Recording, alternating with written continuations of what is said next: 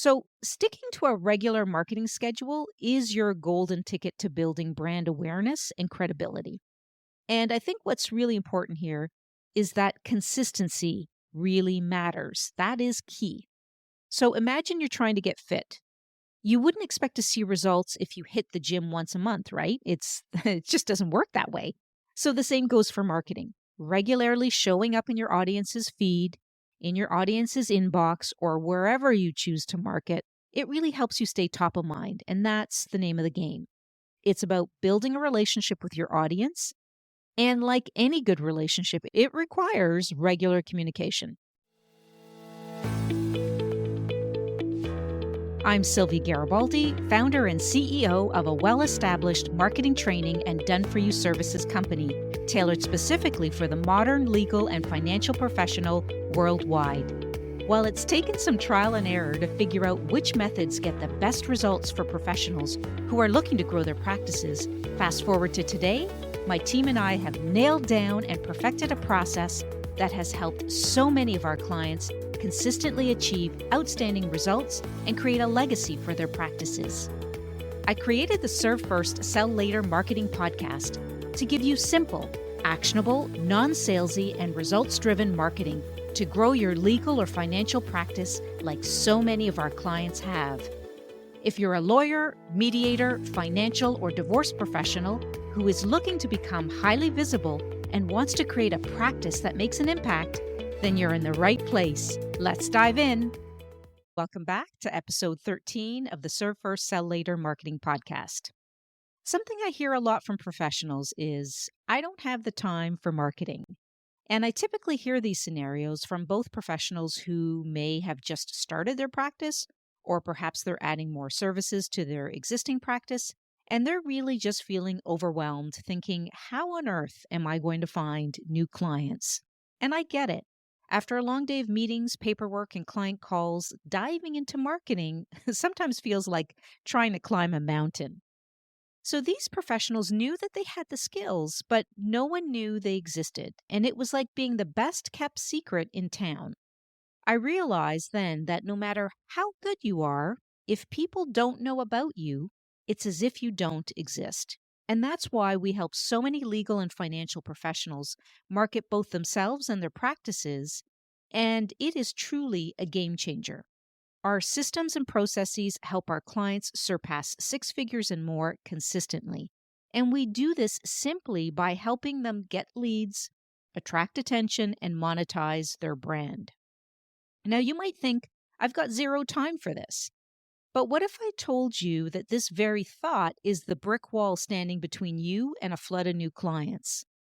So, I want to explore why marketing isn't just another item on your to do list, it's the secret sauce to growing your practice and attracting the clients you dream of. So, think about it. Your expertise could change someone's life, solve their biggest problems, or secure their future. But if they don't know you exist, how can you make that impact? And so that's where marketing comes in. It's not just about selling, it's about connecting, it's about sharing your knowledge and building the trust. So, a quote that really resonates with me is by Peter Drucker. And he says, because the purpose of business is to create a customer, the business enterprise has two and only two basic functions: marketing and innovation. And marketing and innovation produce results. All the rest are costs. So I think this quote hits the nail on the head. No matter how excellent your services are, without marketing, you're invisible. And so in this episode, we're going to dismantle the myth that there's no time for marketing. And I'm also going to explore why marketing shouldn't just be another task on your to do list, but really is the lifeline of your practice.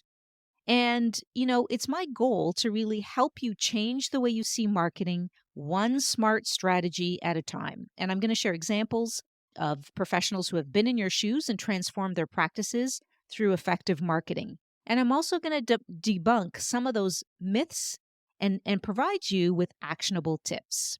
All right, so let's dive in. What does it mean when we say, I don't have time for marketing?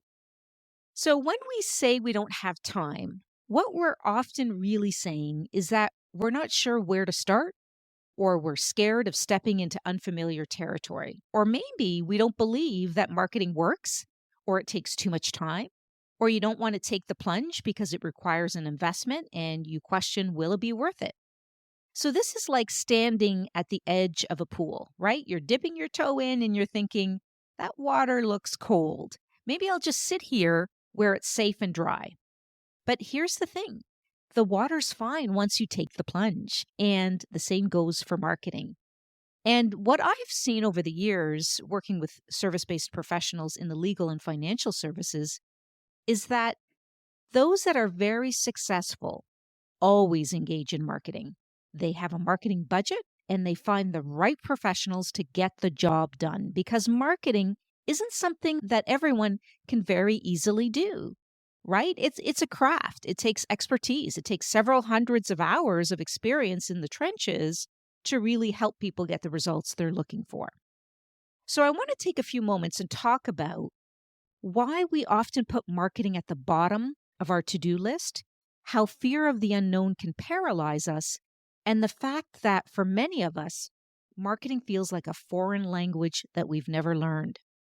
So I think the first place to start is prioritization. So we all have the same 24 hours in a day, but it's how we choose to use those hours that count. So when someone says, I don't have time for marketing, we know that's not true.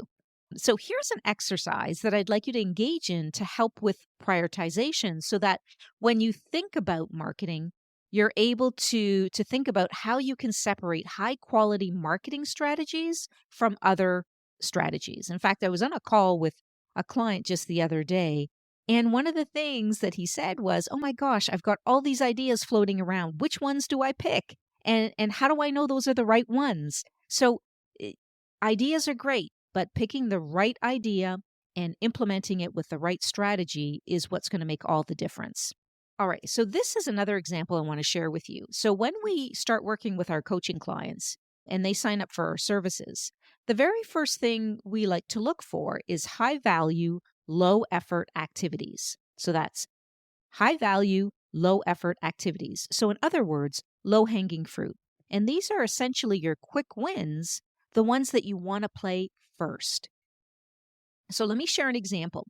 One of our family lawyers who was transitioning to a mediation practice, we came up with a marketing campaign that would allow her to reach out to all of her contacts to tell them about her new services. So, what did we do? We built out the messaging, we detailed out the exact strategy step by step, and we worked out all the other ideas so she could implement it. And as a result, she brought in 3 new clients from these referrals. And that was just one campaign. And what we did here was we went to her lowest hanging fruit to help her get the quickest gains in her practice. So the other thing you can do is you can look at your big bets, meaning high value, but high effort as well. And so these are ideas that could really pay off, but they're going to take more time to plan out and they're going to need more resources. So this will still be on your prioritization list, but quick wins strategy would come first, and then you would build this into your strategy as you move along. So I hope this is resonating with you and it's making sense. So let's talk about the fear of the unknown. So it's human nature, as we all know, to fear what we don't understand, and marketing is one of those unknowns. But here's a powerful thought.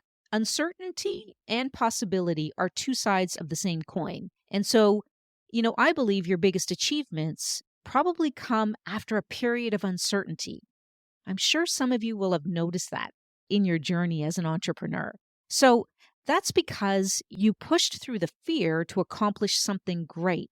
And that's the same principle I want you to think about when you think about your marketing. So by reframing your situation to focus on the potential upside, you can actually prime yourself to take new risks and make things happen. And then, of course, there's the lack of marketing knowledge. And it's a common challenge, especially in the legal and financial fields where your expertise lies elsewhere. But here's what's important. Marketing knowledge isn't just some secret ingredient that only a few people have. It's a skill set. It's a skill set that you can learn. And it's worth learning because it can directly impact your practice's growth and the legacy that you want to leave for it. So, why is it so important to recognize marketing as an essential component of growth and sustainability? Well, the way I like to look at it is without marketing, you're almost like a ship without a sail. You might be afloat for a little bit, but you're not going anywhere fast, right? So marketing is what gets your name out there. It brings in new clients and it keeps you competitive. But what it also does is it keeps you top of mind when you are engaging in marketing on a consistent basis. So it's not just an add-on, it's as crucial as the services that you provide. So let that sink in for a moment. Without clients, you don't have a business. And without marketing, it becomes increasingly difficult to attract new clients. Feeling overwhelmed by marketing your practice? Marketing isn't just about reaching your audience. There's so much that goes into growing your professional practice, from understanding your audience to attracting qualified clients to standing out in a crowded market. It might not seem like everyone needs to master marketing, but it is critical for success, especially in professional practices. So if you're ready to transform your practice and make it the best year yet, you have to join my free marketing workshop training on Tuesday, March the 19th, 11 a.m. Eastern Standard Time. In this exclusive 2-hour training, I'm going to cover simple online strategies to effortlessly attract the right clients without any complicated processes. Just straightforward results.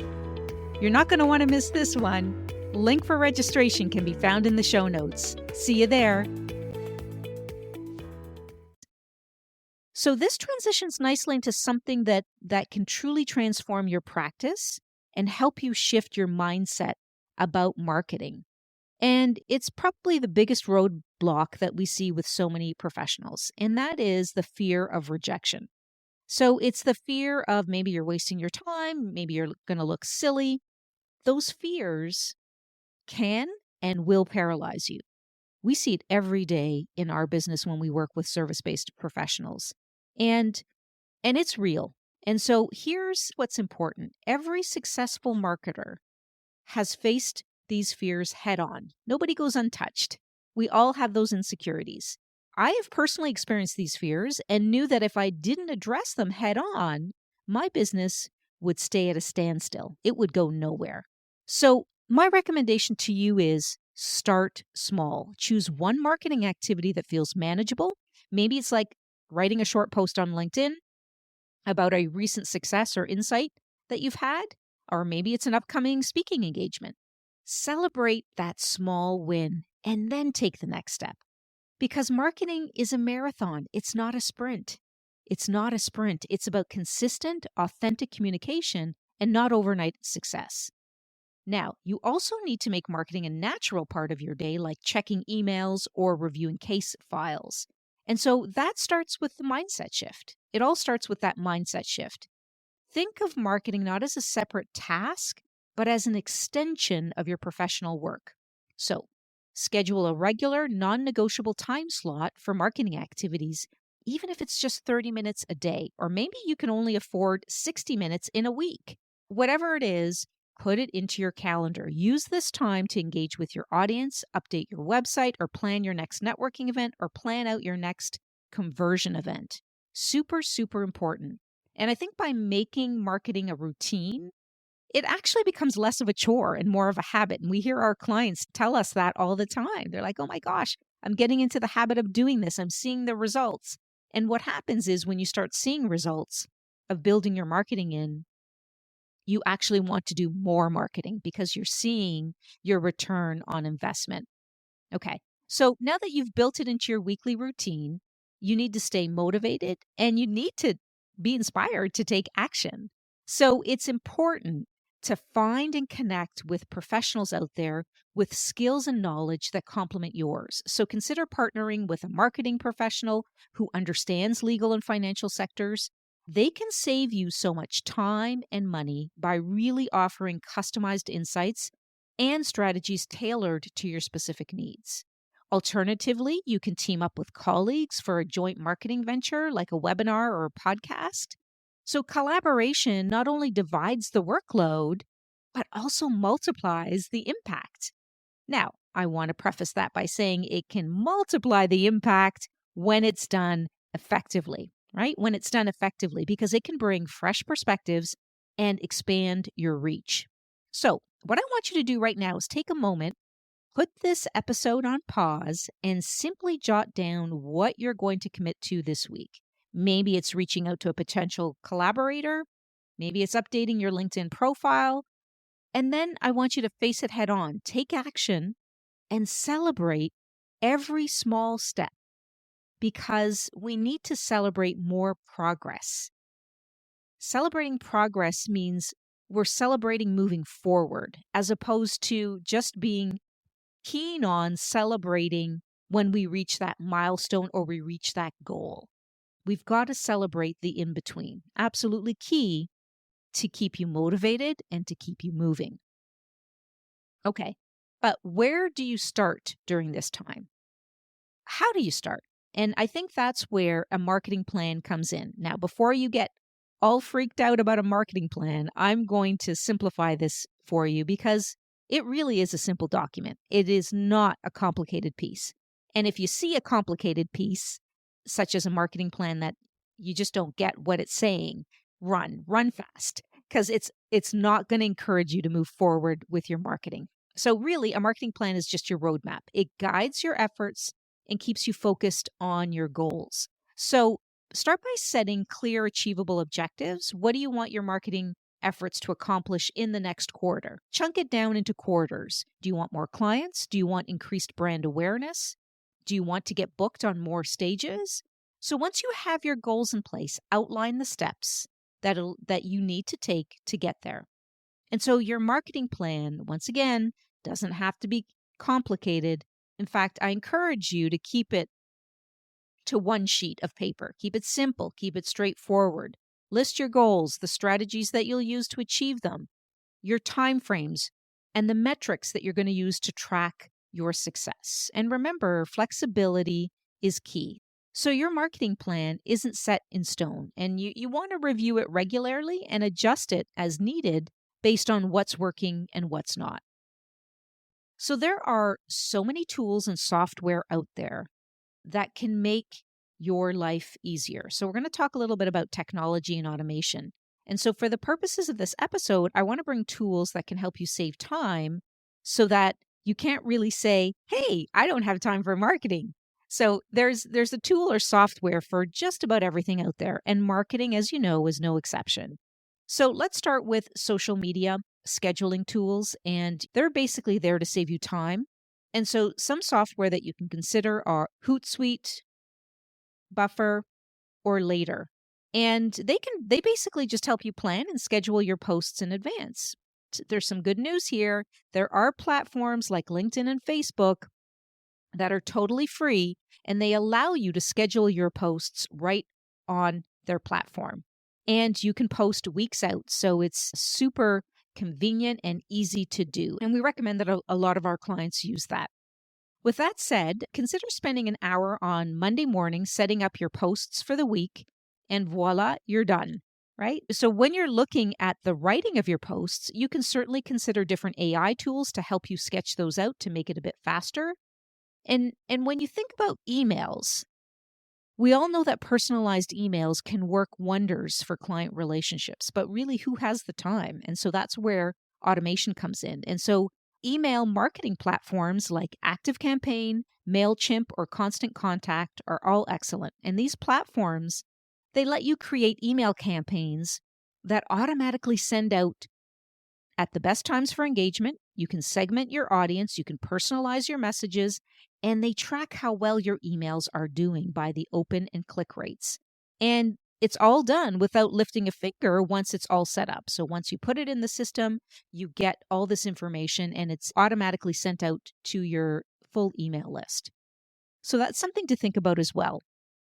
Now, when it comes to practice management software, this isn't just about marketing, it's all about reclaiming your time. So as legal and financial professionals, you know that time is money and administrative tasks can be the biggest time suckers. So that's where practice management software comes in. So think of it as your personal assistant, one that never sleeps. And it can handle so many things, such as appointment scheduling, client communication, document storage, and so much more. So by automating these day to day tasks, you're not just saving time, you're buying peace of mind. And with that extra time, you can actually focus on what really matters, like growing your practice. So, whether it's refining your marketing strategy, networking, or just getting home in time for dinner with the family, these types of software can really help you make this happen.